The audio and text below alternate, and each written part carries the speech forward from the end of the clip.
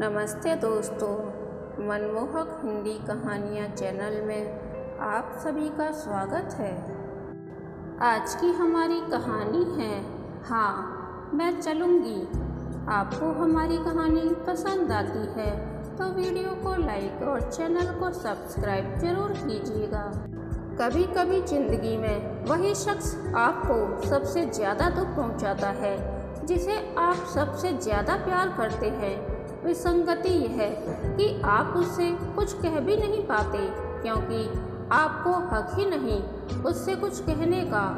जब तक रिश्ते को नाम न दिया जाए, कोई किसी का क्या लगता है। कच्चे धागों सा प्यार का महल एक झटके में टूटकर बिखर जाता है।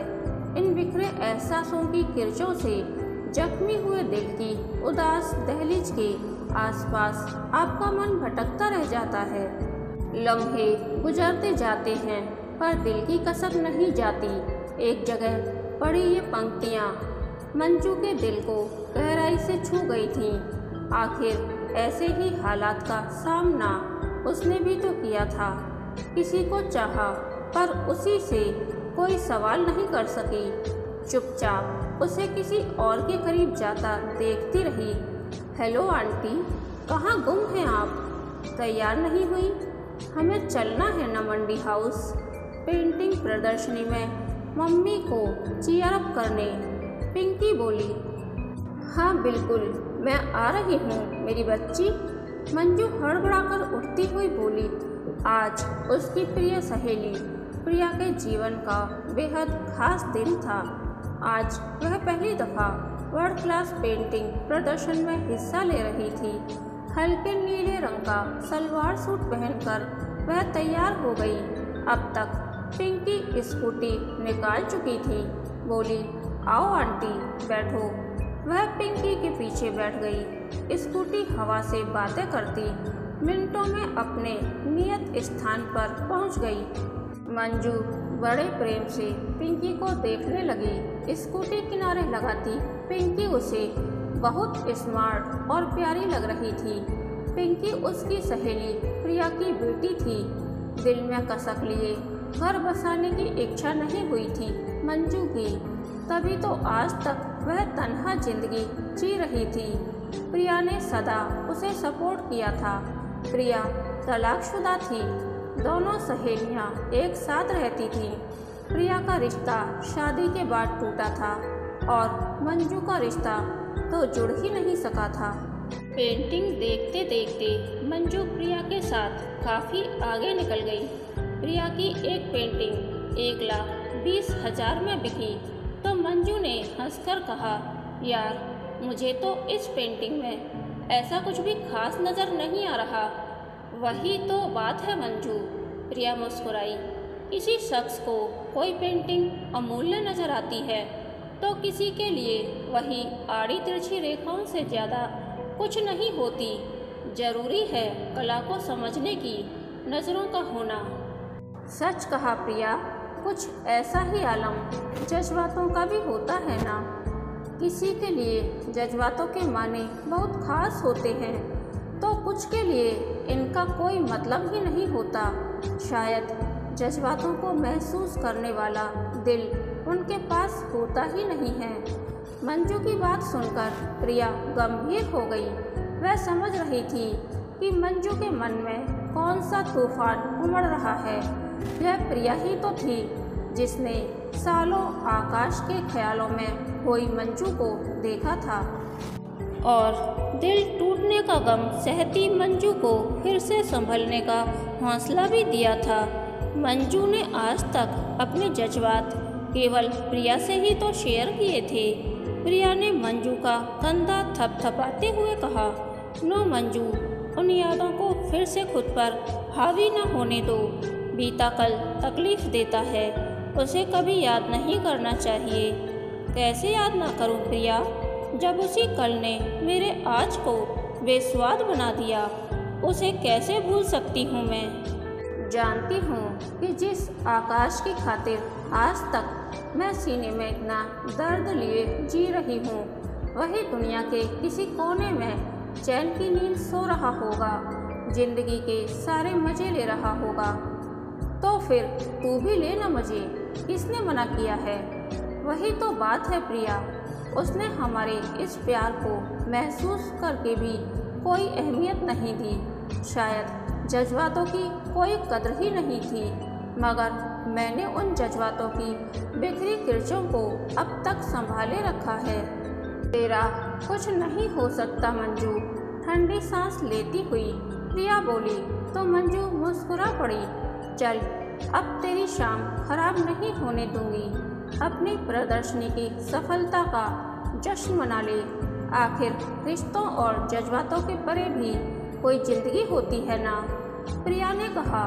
मंजू और प्रिया बाहर आ गईं। पिंकी किसी लड़के से बातें करने में मशगूल थी। माँ को देख उसने लड़के को अलविदा कहा और इन दोनों के पास लौट आई। पिंकी, यह कौन था? प्रिया ने पूछा। मम्मा, यह मेरा फ्रेंड अंकित था।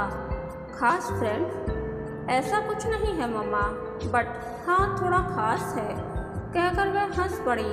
तीनों ने रात का खाना बाहर ही खाया। रात में सोते वक्त मंजू फिर से पुरानी यादों में खो गई। एक समय था जब उसके सपनों में आकाश ही आकाश था। शालीन, समझदार और आकर्षक आकाश पहली नज़र में ही उसे भा गया था। मगर बाद में पता चला कि उसने अपने माता पिता की पसंद की लड़की से शादी कर ली है। मंजू क्या करती? उसका मन था कि मानता ही नहीं था। प्रिया ने तब उसे टोका था, यह गलत है मंजू, अब वो शादीशुदा है और तुम्हें उसके बारे में कुछ सोचना नहीं चाहिए। तब मंजू ने अपने तर्क रखे थे। मैं क्या करूं प्रिया, जो एहसास मैंने उसके लिए महसूस किया है वह कभी किसी के लिए नहीं किया। मुझे उसके विवाहित होने से क्या वास्ता, मेरा रिश्ता तो भावनात्मक स्तर पर है, दैहिक परिधि से परे। पर यह गलत है मंजू, एक दिन तू भी समझ जाएगी। आज के समय में कोई इस तरह के रिश्तों को नहीं मानता। प्रिया की यह बात आज मंजू के जीवन की हकीकत थी। वह वाकई समझ गई थी। इतने अरसे तक दिलो दिमाग में आकाश को सजाने के बाद मंजू को महसूस हुआ था कि भले ही आकाश को उसकी भावनाओं का एहसास था, प्यार के सागर में उसने भी मंजू के साथ गोते लगाए थे, मगर वह इस रिश्ते में बंधने को कतई तैयार नहीं था। तभी तो बड़ी सहजता से वह किसी और के करीब होने लगा और ठगी सी मंजू सब चुपचाप देखती रही। ना वह कुछ बोल सकी और न ही सवाल कर सकी, बस उदासी के साए में गुम होती गई। अंत में उसने वह ऑफिस भी छोड़ दिया। आज इस बात को कई साल बीत चुके हैं, मगर मंजू के मन की कसक नहीं गई थी। ऐसा नहीं था कि मंजू के पास विकल्पों की कमी थी। नए ऑफिस में पहली मुलाकात में ही उसका इमीडिएट बॉस राजन उससे प्रभावित हो गया था। हमेशा उसकी आंखें मंजू का पीछा करती, आंखों में प्रशंसा और आमंत्रण के भाव होते, पर मंजू सब इग्नोर कर अपने काम से काम रखने का प्रयास करती। कई बार मंजू को लगा जैसे वह कुछ कहना चाहता है, मगर मंजू की खामोशी देख ठिठक जाता। उधर मंजू का कुलीग सुधाकर भी मंजू को प्रभावित करने की कोशिश में लगा रहता था, मगर दिल फेंक और बड़बोला सुधाकर उसे कभी रास नहीं आया। मंजू के पड़ोस में रहने वाला गगन जो विधुर था, मगर देखने में स्मार्ट लगता था, अक्सर मंजू से मिलने के बहाने ढूंढता। कभी भाई की बच्ची को साथ लेकर घर आ धमकता, तो कभी ऑफिस तक लिफ्ट देने का आग्रह करता। एक दिन जब मंजू उसके घर गई तो संयोगवश वह अकेला था। उसे मौका मिल गया और उसने मंजू से अपनी भावनाओं का इजहार कर दिया। मंजू कुछ कह नहीं सकी। गगन की कई बातें वैसे भी मंजू को पसंद नहीं थीं। उस पर आकाश को भूलकर गगन को अपनाने का हौसला उसमें बिल्कुल भी नहीं था। मन का वह कोना अब भी किसी गैर को स्वीकारने को तैयार नहीं था। मंजू कुछ बोली नहीं, मगर उस दिन के बाद वह गगन के सामने पड़ने से बचने का प्रयास जरूर करने लगी। वक्त ऐसे ही गुजरता जा रहा था। मंजू कभी आकर्षण की नज़रों से तो कभी ललचाई नज़रों से पीछा छुड़ाने का प्रयास करती रहती। कुछ दिन बाद जब राजन ने उससे 2 दिनों के लिए बिजनेस ट्रिप पर साथ चलने को कहा तो मंजू असमंजस में पड़ गई। वैसे इनकार करने का मन वह पहले ही बना चुकी थी, पर सीनियर से साफ इनकार करते बनता नहीं, सो सोमवार तक का समय मांग लिया। वह जानती थी कि इस ट्रिप में भले ही कुछ लोग और होंगे, मगर राजन को उसके करीब आने का मौका मिल जाएगा। उसे डर था कि कहीं राजन ने भी गगन की तरह उसका साथ मांग लिया तो वह क्या जवाब देगी। देर रात तक मंजू पुरानी बातें सोचती रही। फिर पानी पीने उठी तो देखा बाहर बालकनी में पिंकी खड़ी किसी से मोबाइल पर बातें कर रही है। थोड़ी देर तक वह उसे बातें करता देखती रही, फिर आकर सो गई। अगली रात फिर मंजू ने गौर किया कि 11 बजे के बाद पिंकी कमरे से बाहर निकलकर बालकनी में खड़ी होकर बातें करने लगी। मंजू समझ रही थी कि ये बातें उसी खास फ्रेंड के साथ हो रही हैं। पिंकी के हाव भाव और पहनावे में भी बदलाव आने लगा था। कपड़ों के मामले में वह काफ़ी चूजी हो गई थी। अक्सर मोबाइल पर लगी रहती, अकेली बैठी मुस्कुराती या गुनगुनाती रहती। मंजू इस दौर से गुजर चुकी थी, इसलिए सब समझ रही थी। एक दिन शाम को मंजू ने देखा कि पिंकी बहुत उदास सी घर लौटी और फिर कमरा बंद कर लिया। वह फ़ोन पर किसी से जोर जोर से बातें कर रही थी। प्रिया उस दिन रात में देर से घर लौटने वाली थी। मंजू को बेचैनी होने लगी तो वह पिंकी के कमरे में घुस गई। देखा पिंकी उदास सी औंधे मुंह बेड पर पड़ी हुई है। प्यार से माथा सहलाते हुए मंजू ने पूछा, क्या हुआ डियर, परेशान हो क्या?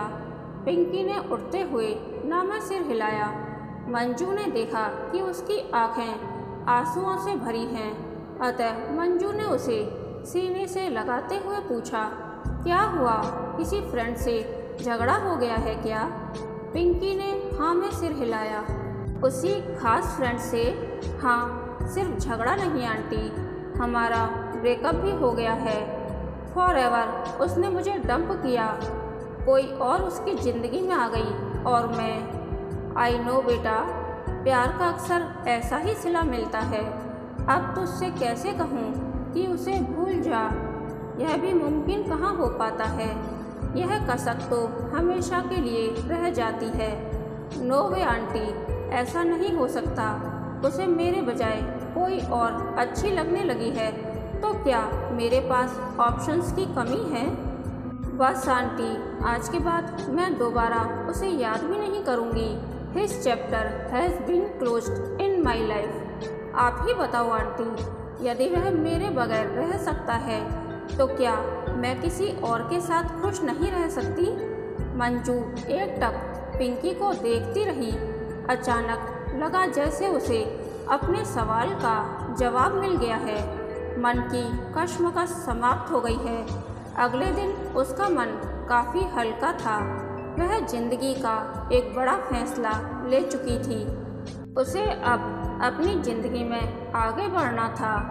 ऑफिस पहुंचते ही राजन ने उसे बुलाया। मंजू को जैसे इसी पल का इंतज़ार था। राजन की आंखों में सवाल था। उसने पूछा, फिर क्या फैसला है तुम्हारा? मंजू ने सहजता से मुस्कुराकर जवाब दिया, हाँ, मैं चलूँगी। कहानी के अंत तक बने रहने के लिए धन्यवाद। यह कहानी आपको कैसी लगी प्लीज़ कमेंट करके बताइए।